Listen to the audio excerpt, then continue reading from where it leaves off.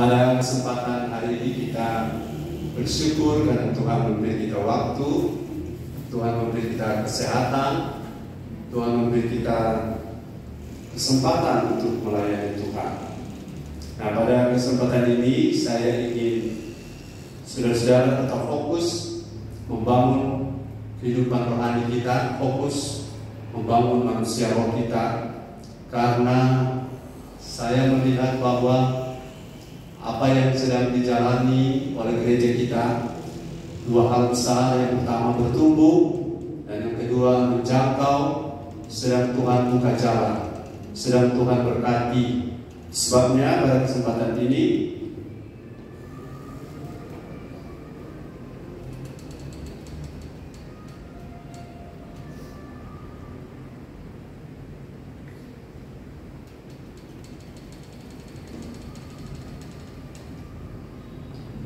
kita akan sama-sama melihat tentang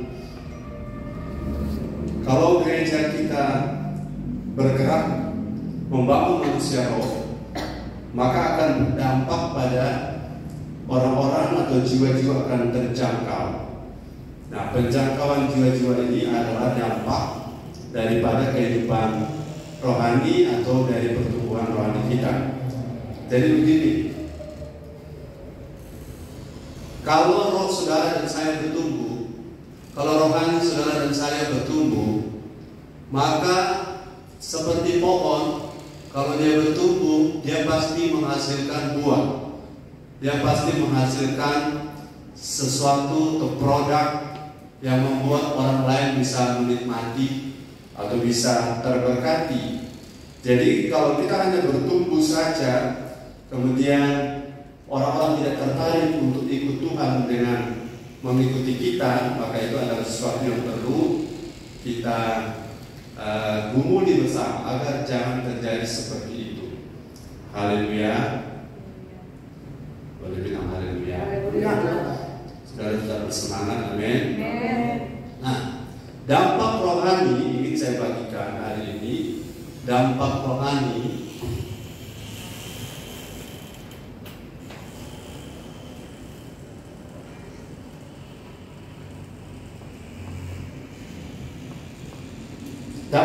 yang muncul dari penjangkauan jiwa.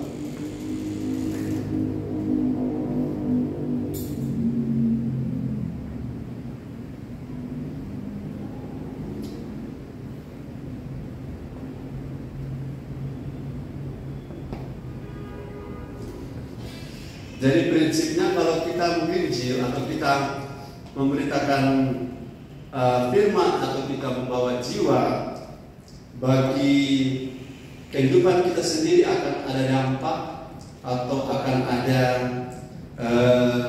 sesuatu yang terjadi, ya, ada sesuatu yang terjadi dalam kehidupan kita secara rohani, baik bagi kita, bagi gereja, bagi Tuhan, bagi jiwa-jiwa, dan terutama bagi Bapa di sorga.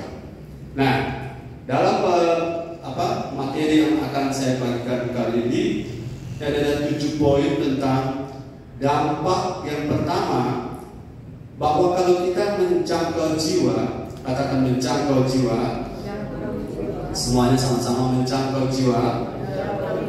Menjangkau jiwa itu adalah sebuah tindakan iman, dan tindakan ini punya dampak atau punya pengaruh, ya.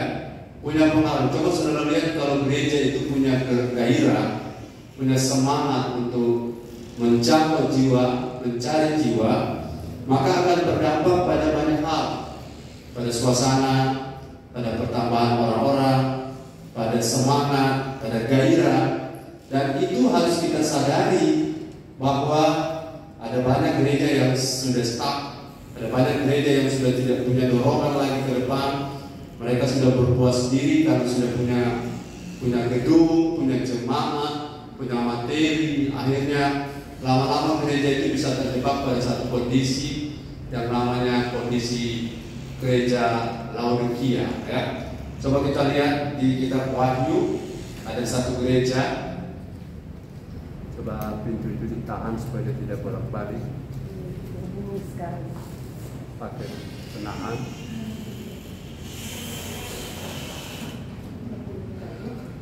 buka saja. Wahyu pasal yang ketiga. Coba lihat di Wahyu cuma Laodikia.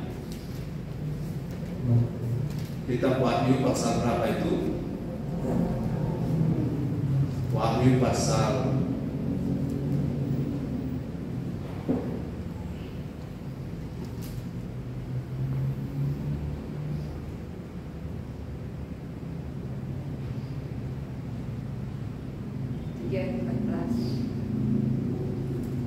Oke, mari sama-sama baca ayat 14, 15, 16, dan 17 gereja di kitab Wahyu. Baca sama-sama Wahyu 3, mari berdiri, ayat 14, 15, dan 16. 1, 2, 3. Dan tuliskanlah pada malaikat jemaat di Laodikia, inilah firman dari Amin, saksi yang setia dan benar, Tuhan dan ciptaan Allah. Aku tahu segala pekerjaanmu, kau tidak dingin dan tidak panas. Alangkah baiknya jika kau dingin atau panas. Jadi karena kau sungguh suku dan tidak dingin atau panas, aku akan memuntahkan kau dari mulutku. 17. Sama-sama 2, 3. Karena engkau berkata, aku kaya dan aku telah memperkayakan diriku dan aku tidak kekurangan apa-apa, dan karena engkau tidak tahu bahwa engkau lalai dan malah miskin, buta dan telanjang. Ya, terberkati, silakan duduk. Perhatikan baik-baik, hati-hati, karena gereja kalau sudah mulai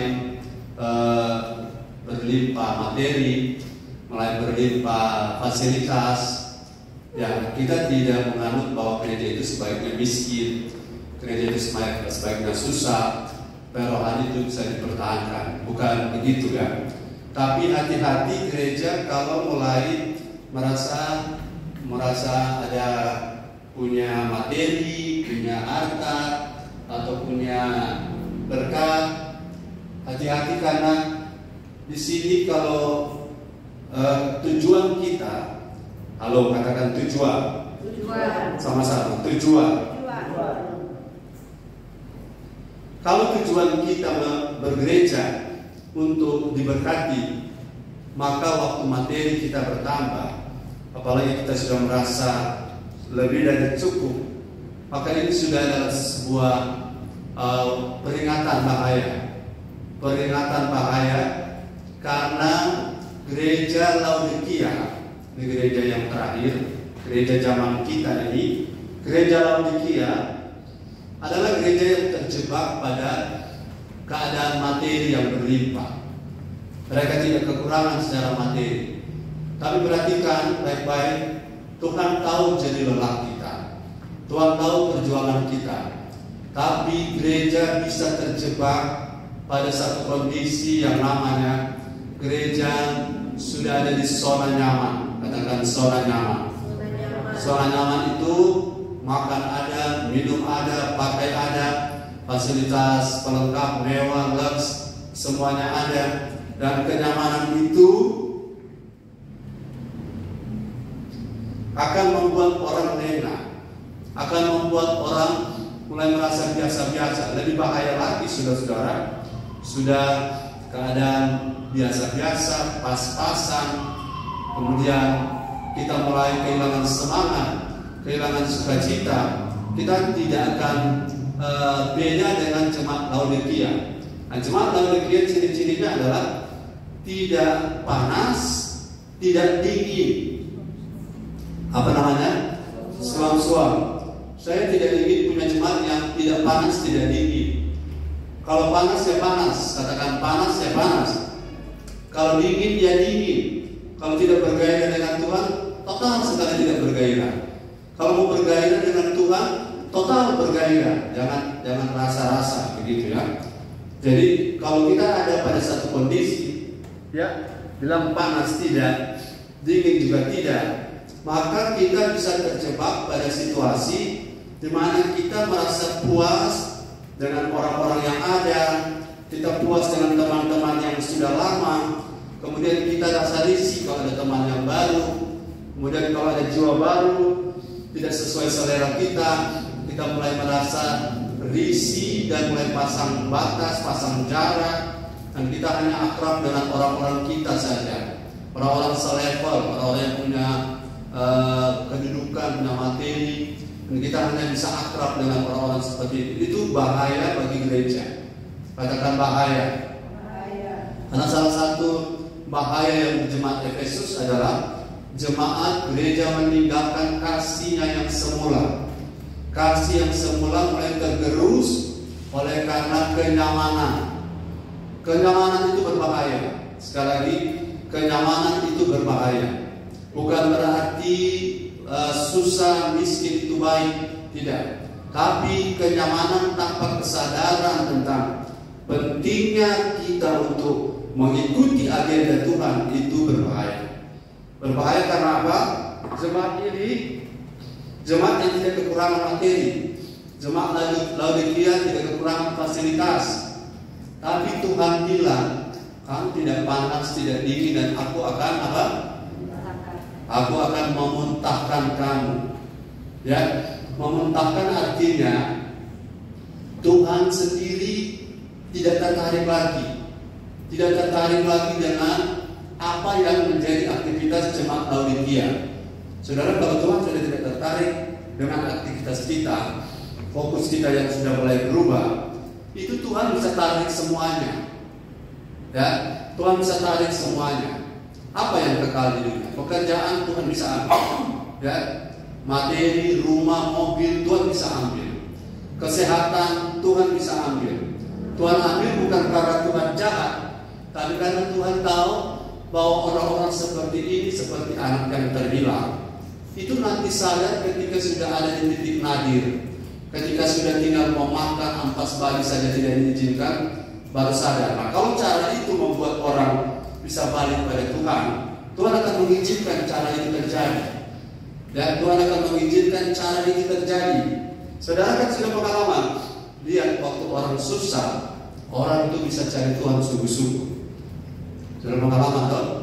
Tapi waktu orang itu punya semuanya, punya segalanya, rasa aman, materi, mobil, rumah, pekerjaan, keuangan, orang mulai merasa biasa-biasa dengan Tuhan. Dan itu adalah sesuatu yang bahaya. Katakan kiri kanan, berbahaya. Saya mau ngomong ini karena gereja kita tidak hanya berlangsung 1 tahun, gereja kita tidak hanya berlangsung 2 tahun, tapi gereja kita akan sampai Tuhan datang. Itu sebabnya kalau sampai Tuhan datang, kita mesti perhatikan kembali posisi kita, gereja kita, posisi kita. Sekali lagi, berkat itu tidak salah, ya. Berkat itu tidak salah, uang itu tidak salah, kedudukan, posisi atau materi yang kita miliki tidak salah, tetapi sikap kita bisa salah terhadap materi. Nah, sikap yang salah terhadap materi akan mendatangkan sikap yang baru dari Tuhan, yaitu Tuhan melihat jemaat Laodikia tidak panas, tidak dingin. Kalau kita panas, sekalian panas, amin. Kalau kita dingin, sekalian dingin.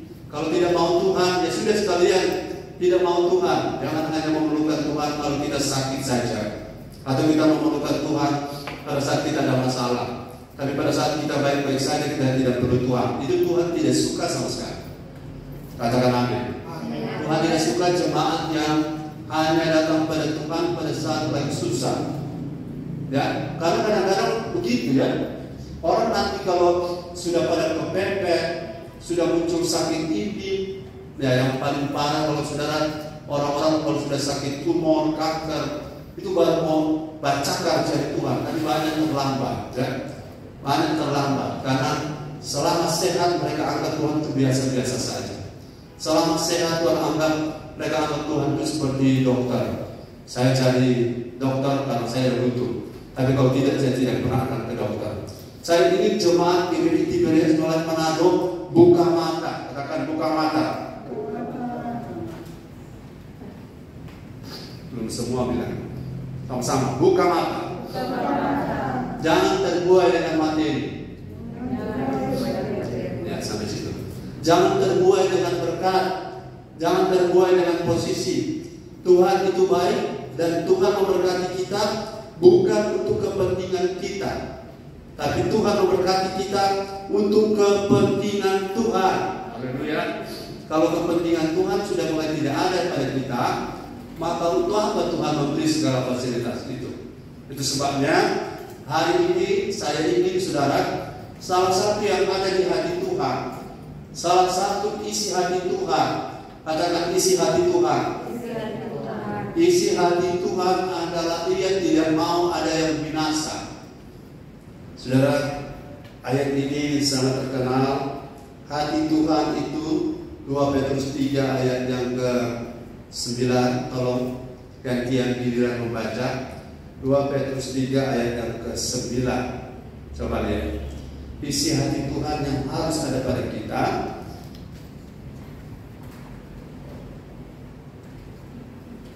Ya, tolong dari depan ada di sana. Coba. Tuhan tidak lalai menepati janjinya, sekalipun ada orang yang menganggapnya sebagai kelalaian. Tetapi Ia sabar terhadap kamu, karena Ia menghendaki supaya jangan ada yang binasa, melainkan supaya semua orang berbalik dan bertobat. Haleluya. Haleluya. Tuhan tidak ingin seorang pun binasa, tapi supaya semua orang berbalik dan bertobat. Saudara mau serupa seperti Kristus? Amen. Mau jadi serupa seperti Kristus? Amen. Inilah hati yang ada pada Bapa yang juga ada pada Kristus. Ia tidak ingin seorang pun binasa. Jadi kalau Ia tidak pengen seorang pun binasa, maka Dia juga pengen hati kita sama seperti hatinya. Hati kita sama seperti hatinya. Saudara, saya sudah pernah bilang, memang kita tidak boleh melihat jiwa-jiwa untuk kita jangkau dalam rangka supaya kita punya fasilitas, bisa bertambah, bisa ada orang bantu untuk pengadaan ini, pengadaan itu. Nah, itu jauh sekali dari apa yang namanya hati Bapa atau hati Tuhan. Kita datang dan kita pergi menjangkau jiwa karena kita tahu Bapa tidak menghendaki ada seorang pun yang binasa. Bapa tidak menghendaki ada seorang pun masuk neraka. Tidak ada di hati Bapa. Dia punya kerinduan supaya tidak ada yang binasa, semua orang berbalik dan semua orang bertobat. Itulah hati Bapa. Kalau memiliki hati seperti ini adalah hati yang sungguh-sungguh mulia, ya, sungguh-sungguh mulia, punya hati seperti ini. Dan saya rindu seluruh jemaat yang ada hari ini, kita melihat bahwa kalau kita menjangkau jiwa, itu saya sudah bilang bahwa berarti kita memiliki hati seperti hati Bapa, ya. Hati ini perlu ada pada kita, ya. Hati di mana dia tidak tahan, tidak tega, tidak rela melihat ada orang binasa. Kalau lihat kehidupan sekarang, banyak sekali orang akan masuk neraka. Ya, ada yang namanya gerakan LGBT sekarang. Ya, LGBT orang mulai mengumpulkan massa mendukung namanya LGBT di Australia. Sudah ada beberapa kejadian di negara-negara lain. Pendeta tidak menikahkan lesbi dan homo, itu dituntut oleh undang-undang. Dan ini sudah mulai merajalela. Nah, kalau kita menjadi gereja yang suam-suam, atau kita jadi gereja yang melempem, gereja yang lemah, gereja yang ikut arus, saya tidak tahu berapa banyak anggota gereja yang akan masuk neraka. Akan ada banyak orang, dan ini serius, katakan serius. Serius, karena ada banyak orang mulai tertarik dengan pelayanan-pelayanan yang berorientasi kepada berkat, pelayanan yang berorientasi kepada mujizat, pelayanan yang berorientasi kepada urapan. Coba saudara perhatikan, sudah banyak pelayanan seperti itu runtuh. Ketika pandemi datang, COVID datang, semua yang bukan kerajaan Allah itu akan terbongkar. Semua yang bukan kerajaan Allah akan tergoncangkan. Kecuali kalau kita terus berusaha membangun hidup kita untuk menjadi seperti Kristus, hanya itu yang tidak akan tergoncang, hanya itu yang tidak akan digoyahkan oleh apapun. Nah, salah satu hati Bapa, hati Kristus adalah jiwa-jiwa. Katakan jiwa-jiwa. Saudara, ada sesuatu yang salah pada kita kalau kita tidak peduli dengan jiwa-jiwa, kalau kita tidak care dengan mereka. Artinya memang tidak semua kita punya karunia sama, tapi kita harus punya hati yang sama. Dan kita tidak semua punya kesanggupan, kecakapan yang sama, tetapi kita harus punya hati yang sama terhadap jiwa-jiwa. Haleluya. Dan berhentilah bermasa bodoh, ya. Permasalahan bodoh itu adalah salah satu ciri gereja Laodikia, ya. Tidak panas, tidak dingin, masa bodoh. Mau ya tidak, mau tidak ya tidak, mau ya. Itu merupakan satu sikap masa bodoh, apatis, pesimis. Itu bukan ciri khas dari hati yang dipenuhi dengan Roh Kudus. Kalau Roh Kudus ada dalam kita, kita bersemangat, kita bergairah. Kita bergairah dengan apa yang Tuhan gairah, amin. Kita bergairah dengan apa yang Tuhan mau. Ada sesuatu yang perlu kita terobos, memang ini tidak mudah, tapi kita tidak akan pernah menyerah. Haleluya. Kita tidak akan pernah menyerah, karena arus ajaran sedang merajalela di mana-mana. Banyak orang sedang mengejar sukses, sedang mengejar materi, sedang mengejar berkat, sedang mengejar yang lain, tidak mengejar Kristus. Satu saat mereka akan runtuh, roboh, mereka akan hebat kerusakannya. Tapi jemaat ini tidak. Saya ingin jemaat ini tidak termasuk dalam kelompok orang yang mengejar sesuatu yang bukan Kristus. Mari yang pertama, kalau kita punya beban, punya hati terhadap jiwa-jiwa, apa yang terdampak atau ada dampak apa yang bisa kelihatan? Ini tadi 2 Petrus berapa tadi? 3 ayat 9. Ya, perhatikan baik-baik ya, bahwa Bapa punya hati tidak ada seorang pun, kalau boleh tidak ada seorang pun yang binasa. Dampak rohani dari penjangkauan, kalau saudara mau menjangkau jiwa, yang pertama ada bukti. Saudara mengasihi Tuhan, saudara mengasihi Tuhan, bilang amin. Bahwa kita mengasihi Tuhan. Orang mengasihi Tuhan, mari kita lihat di Matius pasal, gantian membaca 25 ayatnya yang ke 40. Matius 25 ayat 40. Kalau kita punya hati menjangkau jiwa, maka dampak apa yang muncul pada hidup kita? Matius 25 ayat 40. Dan raja itu akan menjawab mereka, aku berkata kepadamu, sesungguhnya segala sesuatu yang kamu lakukan untuk salah seorang dari saudaraku yang paling hina ini, kamu telah melakukannya untukku. Ya.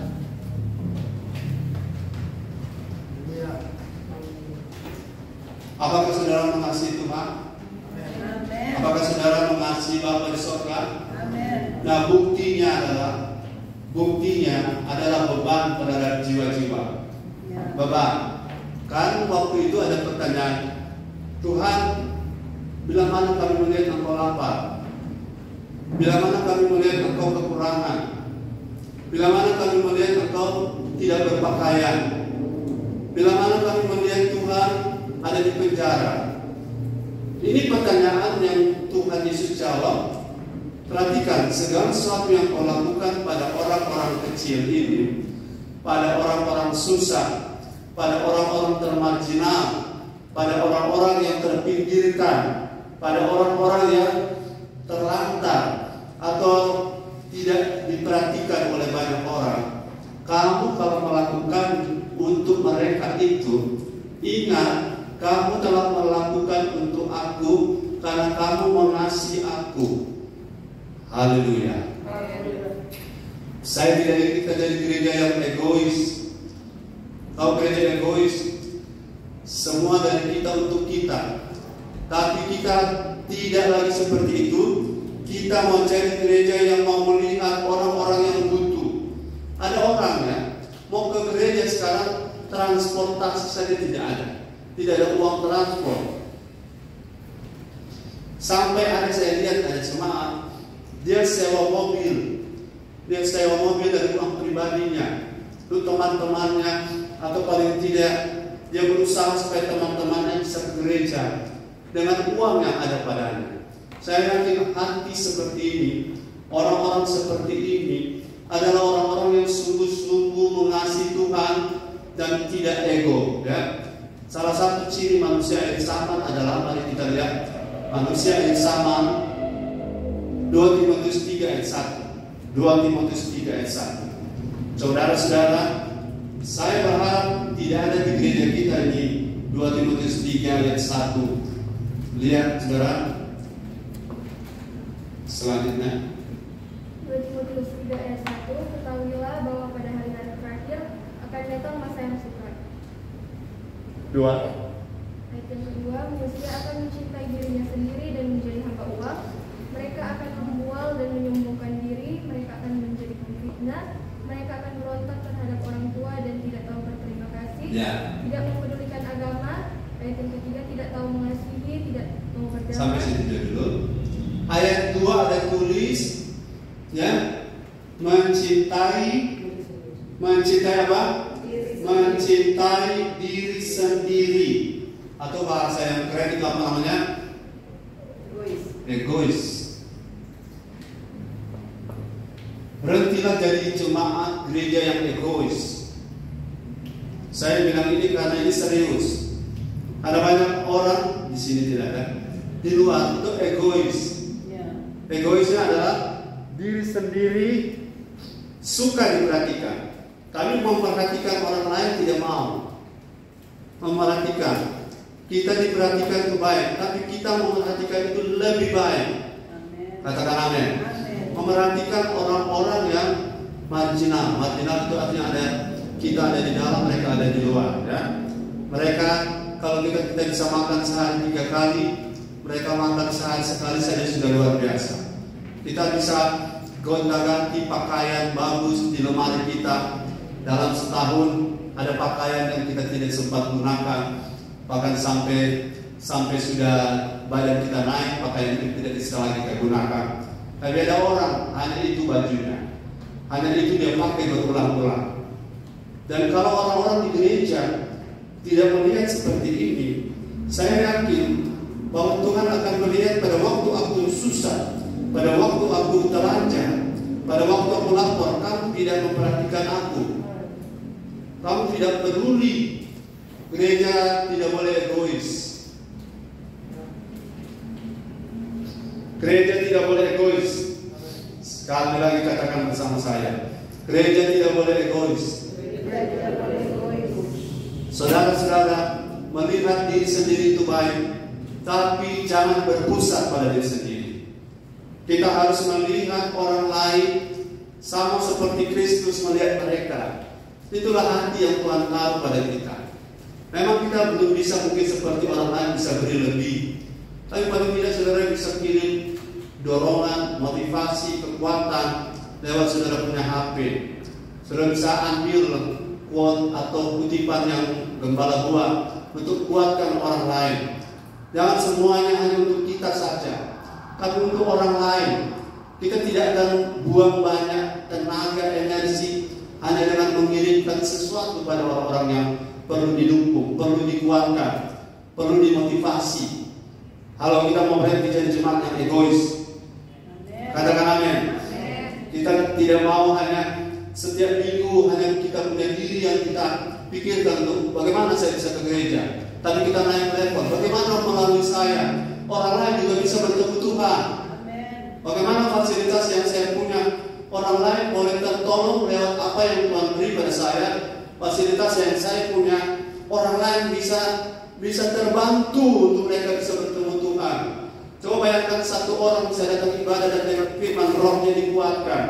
Saudara kasih uang 1 juta pun tidak ada arti, tapi saudara bisa membuat dia bisa ke gereja dengan berbagai cara.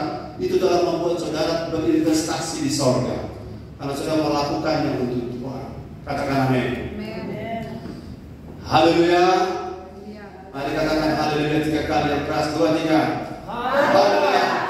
Haleluya. Haleluya. Amin.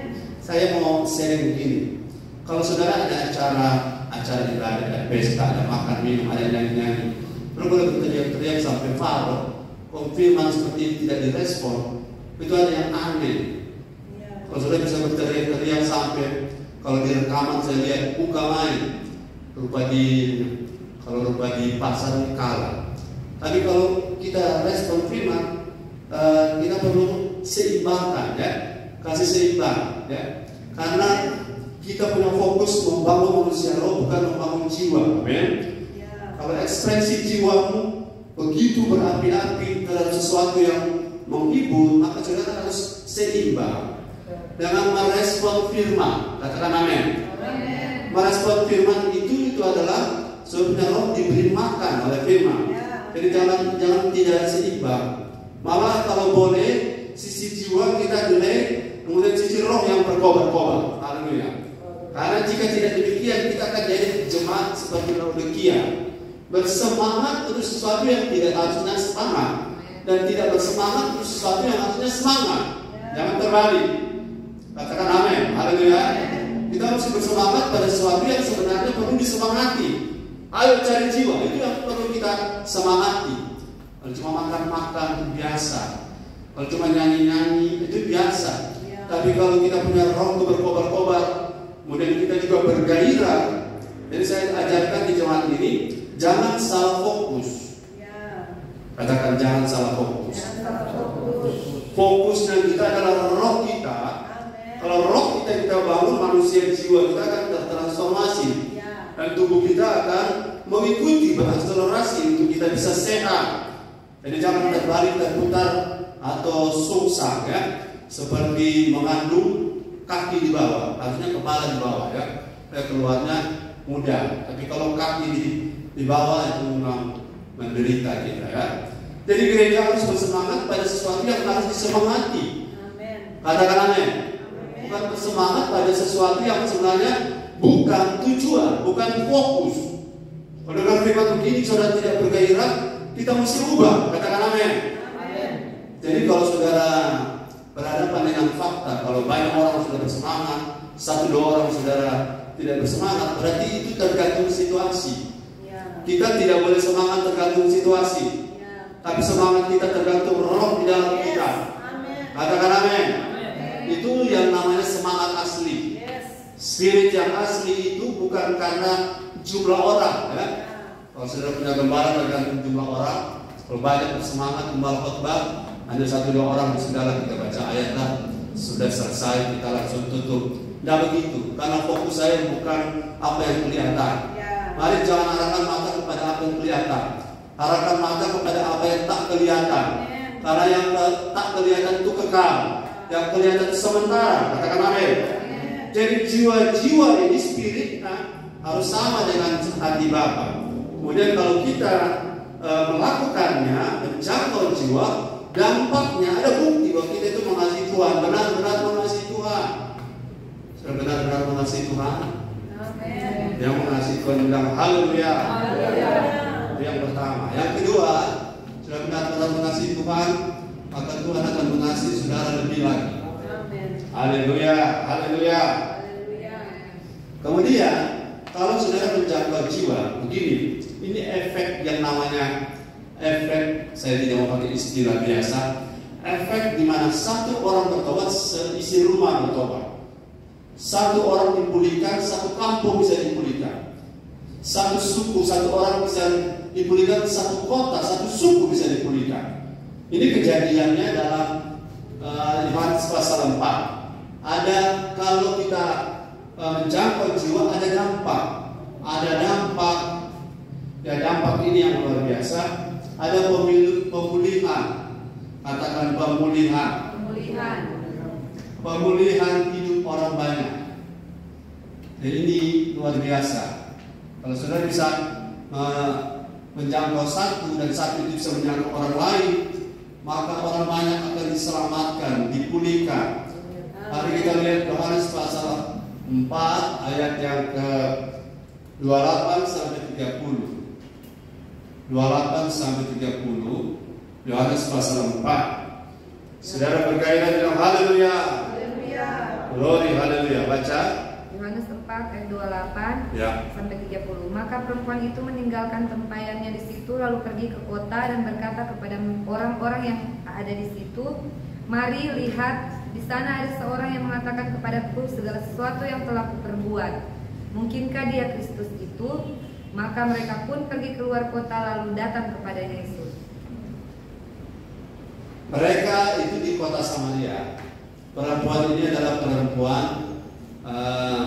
yang di sumur Yakub bertemu Yesus. Dari situ muncul cerita bahwa Allah menghendaki penyembah di dalam roh. Karena Allah adalah roh, maka kita harus menyembah dalam roh dan kebenaran. Itu konteksnya itu wanita yang memiliki bukan suami, tapi memiliki 5 pasangan, 5 berkali-kali ganti. Dan Tuhan bertemu dengan dia.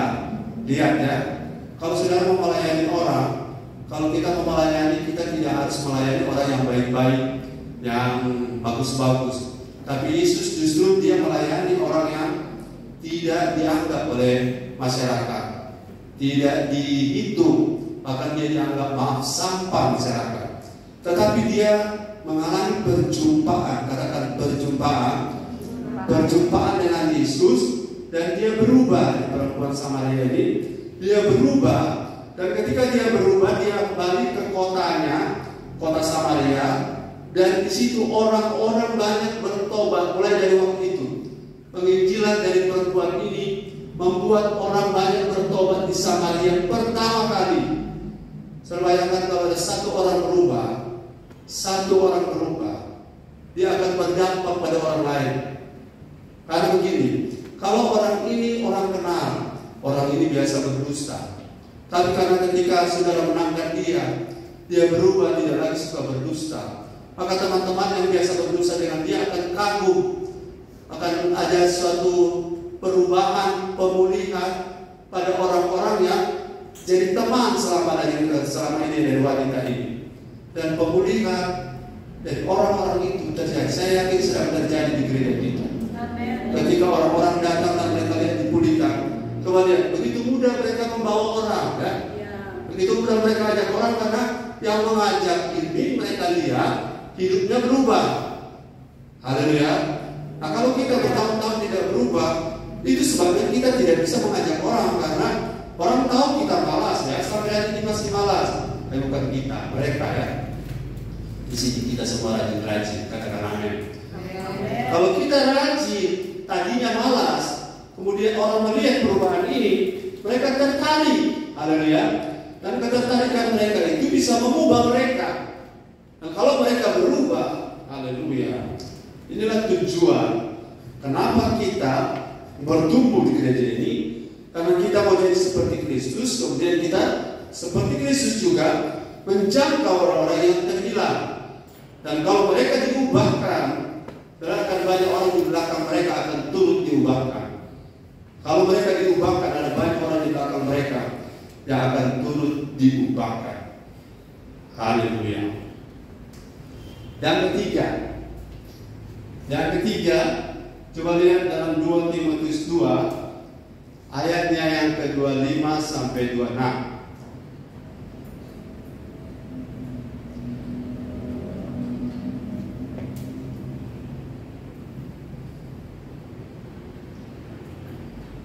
Timotius 2 ayat 25 sampai 26.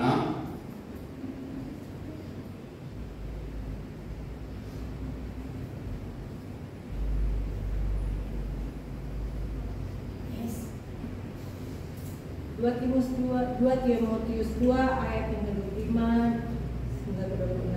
Firman Tuhan, yang dengan lemah lembut dapat menuntut orang yang suka melawan. Sebab mungkin Tuhan memberikan kesempatan kepada mereka untuk bertobat dan memimpin mereka sehingga mereka mengenal kebenaran. Ayat ke-26, dan dengan demikian mereka menjadi sadar kembali karena terlepas dari jerat iblis yang telah mengikat mereka pada kehendaknya. Perhatikan ayat 20 berapa ada tulis seorang hamba Tuhan tidak boleh melompat. Seorang hamba Tuhan tidak boleh bertengkar. Tadi kan ada poin tentang kita tidak boleh egois, ya. Seorang hamba Tuhan tidak boleh bertengkar, tetapi biarlah orang hamba Tuhan itu bisa menuntut, apa? Menuntut, ya.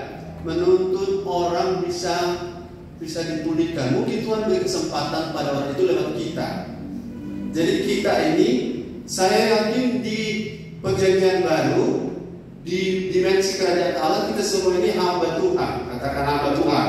Hamba Tuhan. Dan selama ini yang disebut hamba Tuhan adalah mereka yang dilantik khusus di gereja. Ya.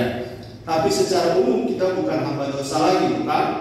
Jadi kita bukan hamba dosa, berarti sekarang kita adalah hamba kebenaran atau hamba dari Tuhan.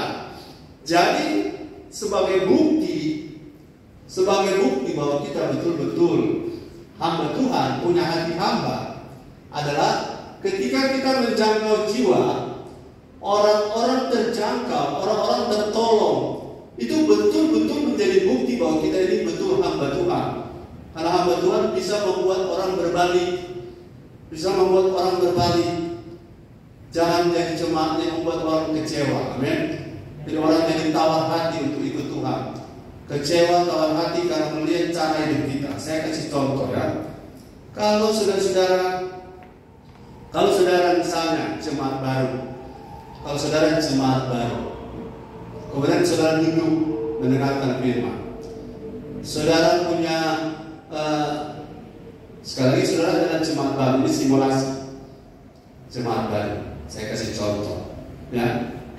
Kemudian jemaat lama saat mendengar firman, pendeta dia bilang, ayo bergairah. Jemaat baru akan bergairah. Apakah akan bergairah ketika jemaat yang baru itu melihat jemaat lama tidak bergairah? Bagaimana menurut saudara? Apakah orang baru ini akan bergairah, bersemangat ketika mereka melihat orang lama tidak bergairah? Apa jawabannya? Tidak ada jawaban. Kalau seandainya ada jiwa baru, ya, jiwa baru, orangnya waktu dengar firman, pendeta bilang, ayo bersemangat, dan dia bersemangat. Tapi dia melihat di sebelah kanannya ada jemaat lama, tidak punya semangat. Dampak apa yang muncul pada orang yang baru ini? Ya, pada orang yang baru ini, dia akan berpikir, ya, yang sudah lama saja tidak semangat, apalagi kami yang baru. Itu sebabnya saudara-saudara perlu perhatikan baik-baik. Kita bergereja itu apapun yang kita buat berdampak bagi orang lain. Sekali lagi, apapun yang kita buat berdampak bagi orang lain. Berdampak artinya kalau mereka lihat kita semangat ini sekali lagi jangan semangat sesuatu yang sebenarnya tidak perlu disemangati. Kalau mau itu sampai tak bongkar-bongkar, tapi dengan firman responnya begitu pasif, itu tidak boleh terjadi terbalik, ya. Jadi kita mesti respon pada firman. Seperti kalau kita merespon, kalau kita bahkan lebih kalau kita diberkati Tuhan. Katakan amin. Jadi konfirmasi bahwa kita betul punya hati hamba ketika kita peduli dengan jiwa-jiwa dan bisa membuat orang tidak usah mulu-mulu. Ketika orang jadi bergairah memuji Tuhan karena melihat kita, itu sudah merubah hati orang. Amin. Ketika orang termotivasi untuk datang ibadah ketika melihat kerajinan kita, itu kita sudah membagi sesuatu. Kita sudah membagi berkat bagi mereka. Karena pertumbuhan itu terjadi salah satu melalui teladan. Katakan teladan.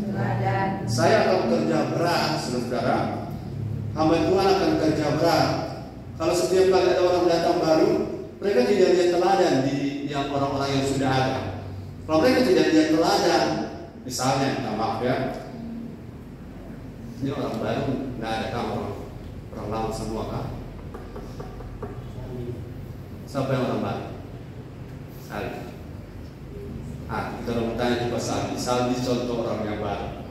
Saldi, kalau gembala dia bilang, ayo datang tepat waktu.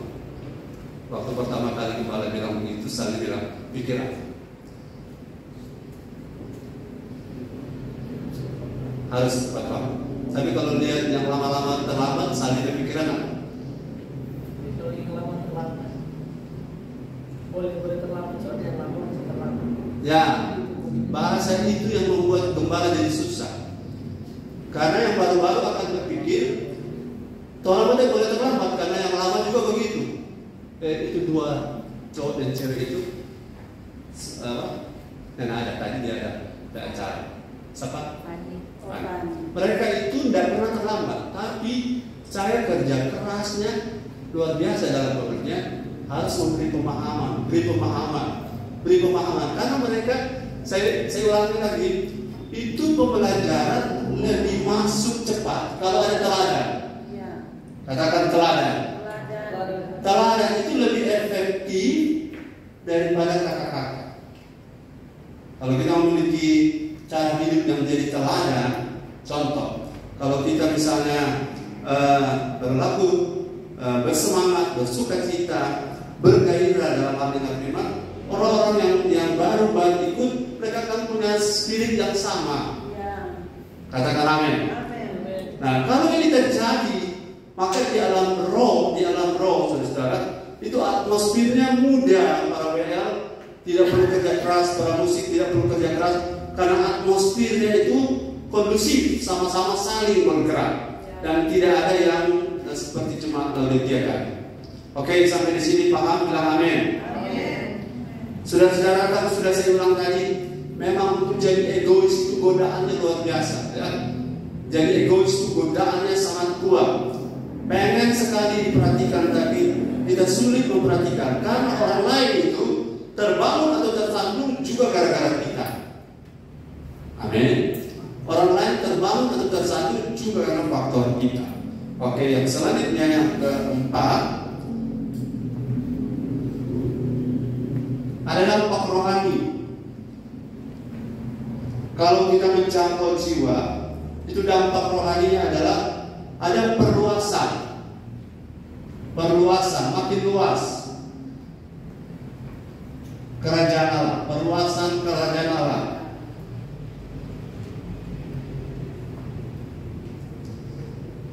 Ya, perluasan ini bisa kualitatif, secara kualitas, kuantitatif, secara jumlah, dan secara geografis. Perluasan.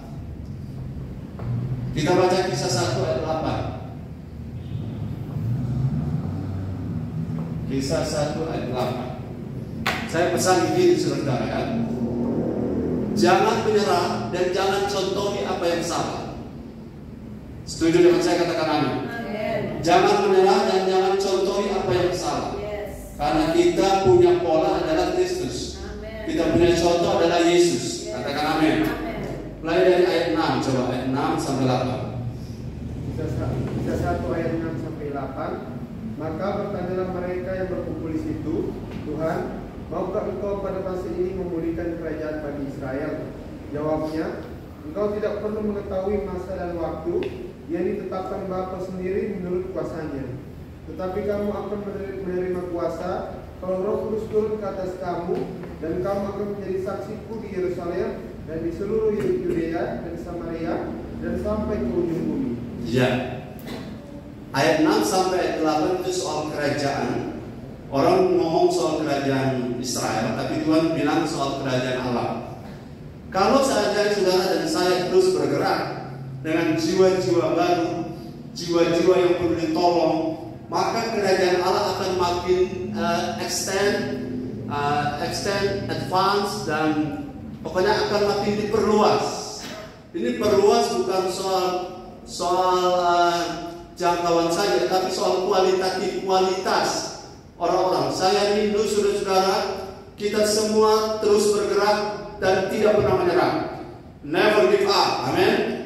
Sampai ada lagu yang kemarin kita nyanyi, sampai seluruh negeri ini, ya, sampai seluruh bumi ini dipenuhi kemuliaan Allah. dipenuhi dengan kemuliaan Roh Kudus, seperti laut, seperti air menutupi lautan. Ada lagu lama.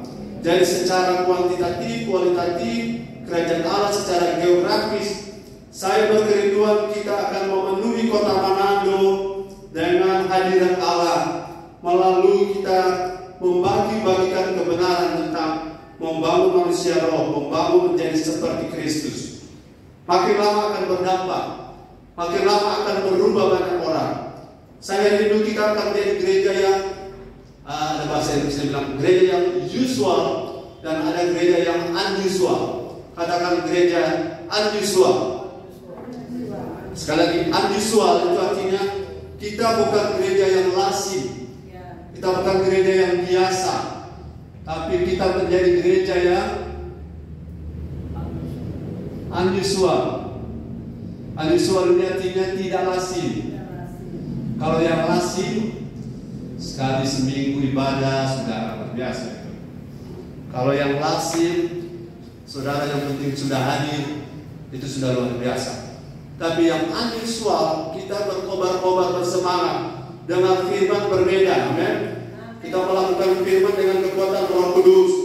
Kita bergereja bukan sekedar diakonia, koinonia, marturia, tapi kita menjadi gereja yang unusual, yang tujuan akhirnya kita menjadi seperti pribadinya Kristus, serupa dengan Kristus.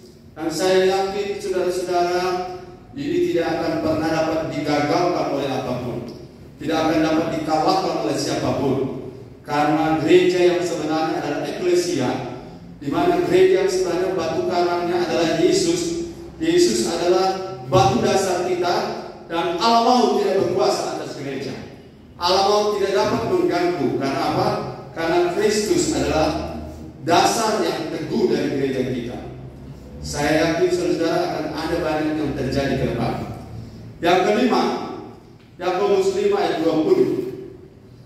Yakobus 5 ayat 20 yang kelima.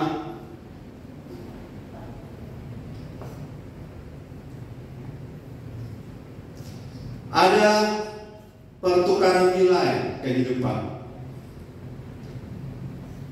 Baca. Yakobus 5 ayat 20. Ketahuilah bahwa barang siapa membuat orang berdosa berbalik dari jalannya yang sesat, ia akan menyelamatkan jiwa orang itu dari maut dan menutupi banyak dosa. Haleluya. Ada pertukaran nilai. Saudara, kita semua banyak salah, kita semua banyak dosa. Tapi ketika kita bisa membawa orang kembali berbalik dari jalannya, maka itu akan menutupi banyak dosa. Amin. Sandi akan menutupi banyak pelanggaran, banyak dosa. Artinya begini, ya. Kata dosa dalam Yakobus 5 ayat 20 ini adalah segala sesuatu yang meleset, segala sesuatu yang tidak sesuai sasaran, segala sesuatu yang tidak sesuai dengan target, segala sesuatu yang keluar jalur. Kalau kita menangkan jiwa, kita bisa membuat orang yang salah sasaran kembali pada sasaran. Kalau kita menjangkau jiwa, kita membuat orang yang meleset artinya kembali kepada Kristus.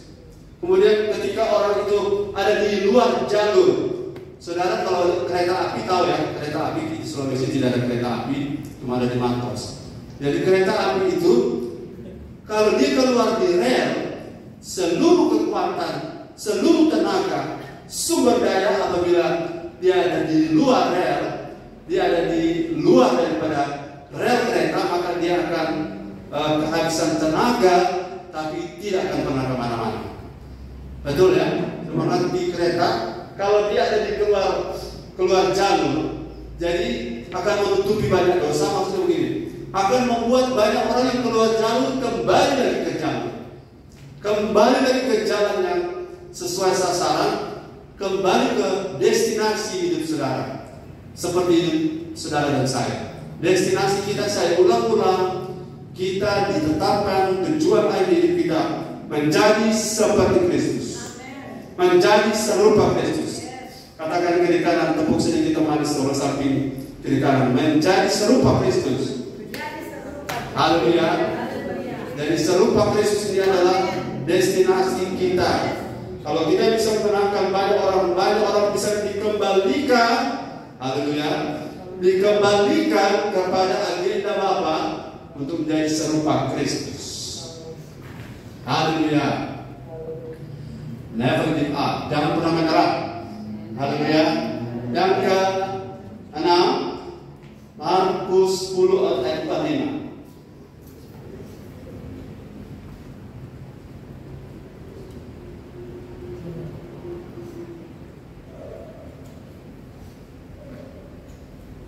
Kalau kita memenangkan jiwa, Markus 10 ayat 45 dan Lukas 19 ayat 10. Baca. Markus 10 ayat 45. Yang keras. Karena anak manusia juga datang bukan untuk melayani, melainkan untuk melayani dan untuk memberikan nyawanya menjadi tebusan bagi banyak orang. Untuk memberikan nyawanya bagi tebusan banyak orang. Itulah hati Kristus.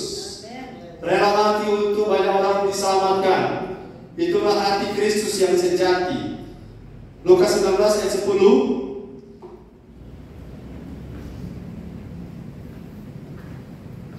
Lukas 16 ayat 10. Barang siapa setia dalam perkara-perkara kecil, dia setia juga dalam perkara-perkara besar.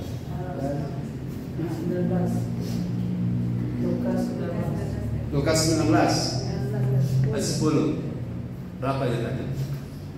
Lukas 19 ayat 10. Sebab anak manusia datang untuk mencari dan menyelamatkan yang hilang. Ya. Anak manusia Yesus mencari Sakeus, ya, mencari dan menyelamatkan yang hilang. Serupa inilah hati kita harus jadi. Amin. Serupa hati Kristus yang datang untuk melayani dan menyerahkan nyawanya demi keselamatan orang banyak. Kalau hati kita punya seperti hati ini, luar biasa. Kita tidak euforia dengan jiwa-jiwa yang bertambah, tapi kita euforia bergairah bersemangat dengan orang-orang yang diselamatkan. Orang-orang yang diselamatkan lebih penting daripada orang-orang bertambah. Sebab ada orang bertambah, tapi karena memang dia tidak mau berubah, akhirnya dia jadi masalah. Ya, ada orang tua saya ngomong seperti ini kemarin. Tapi ini konsumsi saudara-saudara yang sudah siap dengar. Begini bahasanya, agak keras dia punya bahasa. Dia bilang begini, kalau ada jemaat yang di gereja tidak mau bertumbuh, kemudian mereka mau pergi, biarkan mereka pergi. Kenapa? Karena Tuhan tidak akan mengirimkan orang yang mau bertumbuh kalau orang di dalam itu tidak mau bertumbuh. Ulangi, kalau ada jemaat yang sudah tahu-tahu tidak mau bertumbuh, tidak mau berubah, dengar firman tidak mau, dan kalau jemaat itu bilang, oh kami mau pergi Pak Gembala, jawabnya apa? Silakan boleh pergi, karena mungkin di tempat lain bisa bertumbuh, kalau di sini tidak bertumbuh, karena orang-orang seperti ini akan menghambat orang-orang yang mau bertumbuh itu datang. Karena saya sudah kasih contoh tadi kan, kalau orang-orang yang bergairah datang di sini, kemudian mereka lihat kita tidak bergairah dengan firman, maka mereka akan cari tempat yang betul-betul bergairah dengan Tuhan. Setuju dengan saya? Katakan amin. Jadi kalau ada jemaat yang malas ibadah, malas doa, malas segala sesuatu dan pengen, oh kami mau cari tempat baru, jangan ditangisi. Itu maksud, jangan ditangisi. Karena mungkin dengan cara seperti itu, maka yang namanya the gate of hell, pintu neraka di gereja itu akan tersingkir. Karena orang-orang yang Tuhan kirim akan tersandung dengan orang-orang yang tidak mau seperti jemaat Laodikia tadi, tidak mau serius, tidak mau panas ya, ini juga dia. Dan orang-orang seperti ini akan menjadi seperti, sebelum saya lanjut, saya minta sudah cari ayat tentang, saya tidak siapkan tapi terinspirasi untuk kita cari. Jika tidak tebanglah dia, kata kunci, jika tidak tebanglah dia. Di mana ada ayat? Jika tidak tebanglah dia. siapa giliran tolong baca, supaya kita tidak stres kalau ada orang yang tidak mau bertumbuh. Bukan kita keluarkan, bukan kita usir, tapi mereka tidak mau lagi, tidak mau ibadah, tidak mau bersemangat, diajak tidak mau. Jangan kita buang-buang air mata dengan orang-orang yang tidak mau bertumbuh. Ada dapat? Lukas 13 ayat ya, yang giliran baca. Lukas 13 ayat 9. Lukas 13 ayat 9. Mungkin tahun depan dia berbuah, jika tidak kebanglah dia. Betul. Diberi kesempatan. Coba lihat di ayat berapa yang sudah 3 tahun. Ayat berapa? 7. Silakan coba baca. Ayat next. Ayat 7. Ayat 7. Lukas 13 ayat 7. Ya. Lalu ia berkata kepada pengurus kebun anggur itu, sudah 3 tahun aku datang mencari buah pada pohon ara ini, Ya. dan aku tidak menemukannya. Tebanglah pohon ini, untuk apa ia hidup di tanah ini dengan percuma? Ya, untuk apa ia hidup di tanah ini dengan percuma. Jadi kalau ada jemaat yang tidak mau memberi diri itu bertumbuh, seperti jemaat Laodikia di awal tadi, panas tidak, dingin juga tidak, ikut Tuhan rasa-rasa, lau-lau, flau-flau, nau-nau, itu menurut ayat tadi diberi kesempatan. Tapi jika tidak, Tuhan yang bilang tebanglah ia. Tapi jangan kita tebang dengan cara kita yang negatif. Kita bertindak buruk, kemudian orang kecewa gara-gara kita. Tidak. Kita harus mengasihi semua jemaat. Katakan amin. Tapi saudara, kalau orang-orang tidak memiliki hati, tidak memiliki kerinduan untuk bertumbuh, saudara, walaupun kita seperti kereta tadi, seluruh kekuatan mesin kita tancap gas sampai gas penuh, tapi kalau ada di luar rel, semuanya akan sia-sia. Semua akan terbuang tenaga, bahan bakar akan habis dengan sia-sia. Karena orang tidak mau ada di rel, yaitu mau diubah menjadi seperti Kristus. Jadi kalau saudara mempunyai kerinduan untuk jangkau jiwa, saudara punya hati ada serupa dengan hati Kristus, karena dia memberikan nyawanya bagi keselamatan banyak orang. Bahkan dia mencari dan menyelamatkan yang terhilang. Saya berharap saudara punya hati seperti itu, dan jangan stuck, katakan stuck, jangan stuck. Saya baca pembacaan saya di kitab Keluaran, 10 tulah di Mesir. Itu berulang-ulang kali Firaun mengeraskan hati. Firaun mengeraskan hati sampai tulah yang terakhir. Sudah tahu tulah terakhir apa? Anak sulung di tiap rumah, sampai anak sulung ternak mati. Itu karena kekerasan hati daripada Firaun. Mengeraskan hati berkali-kali. Saudara, apa arti angka 10? 10 artinya angka penghukuman. 10 angka penghukuman. Batas tertentu, kalau orang tidak mau lagi, tidak mau bergairah dengan Tuhan, bukan manusia yang akan mengatasinya, tapi Tuhan yang akan beracara. Dan sampai Firaun takluk, bertepuk lutut, dia menyesal tapi sudah terlambat. Ya? Kemudian yang terakhir adalah Lukas 15 ayat 7. Kalau kita jangkau jiwa, haleluya, ada sukacita besar di sorga. Ini saudara membuat sukacita di sorga boleh dengan cara jiwa-jiwa bawa pada Tuhan. Sukacita besar di sorga. Baca.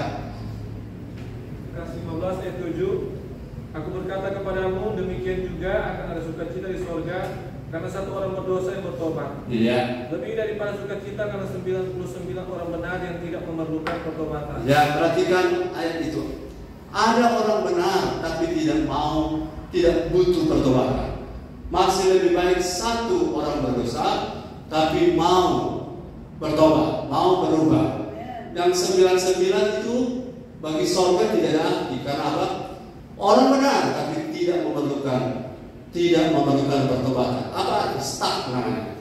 Stuck, tidak lagi bertumbuh, tidak lagi mau naik level, tidak lagi mau bertambah. Itu stuck namanya.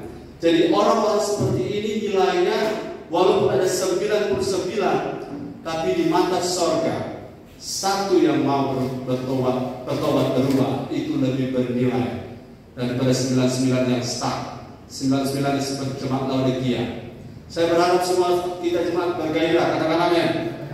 Mulai lakukan sesuatu, ya. Lakukan sesuatu. Mungkin sudah tidak cakap untuk menjangkau. Mari pakai HP-mu untuk sebarkan informasi tentang ibadah. Lakukan ini secara serius karena kita tidak pengen jadi jemaat yang masa bodoh. Katakan amin. Kita mau jadi jemaat yang peduli, yang care, yang punya hati Kristus. Karena apa?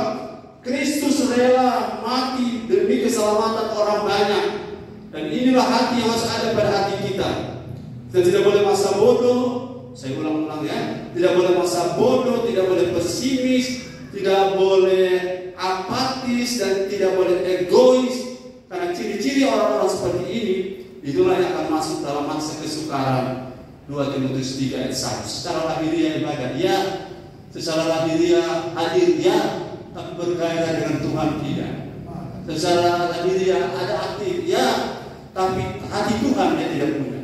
Tapi di sini kabar baiknya, saya yakin sudah punya hati Bapa, punya hati Yesus di sini. Hati Bapa tidak mengendaki seorang pun binasa. Hati Kristus rela memberi diri untuk keselamatan orang banyak. Itu yang harus kita tanam karena kita jadi seperti Kristus. Jadi kita punya hati juga harus seperti Dia. Katakan amin.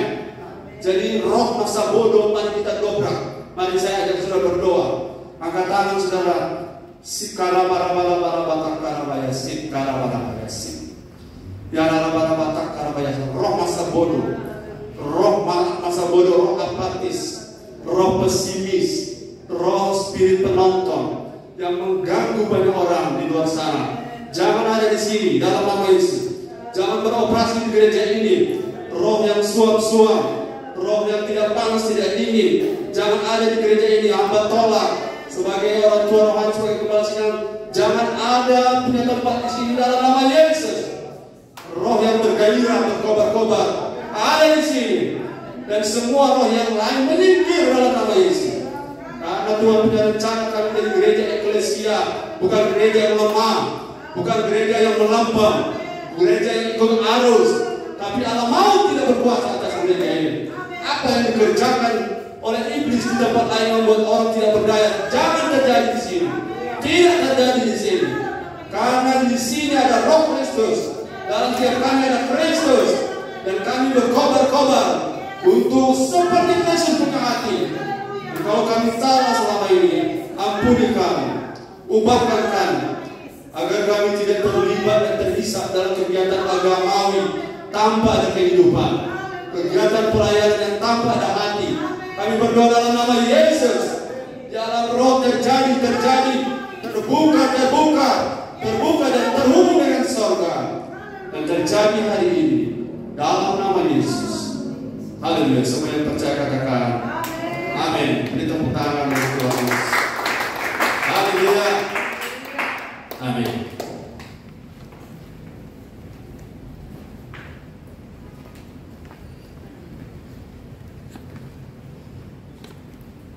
Puji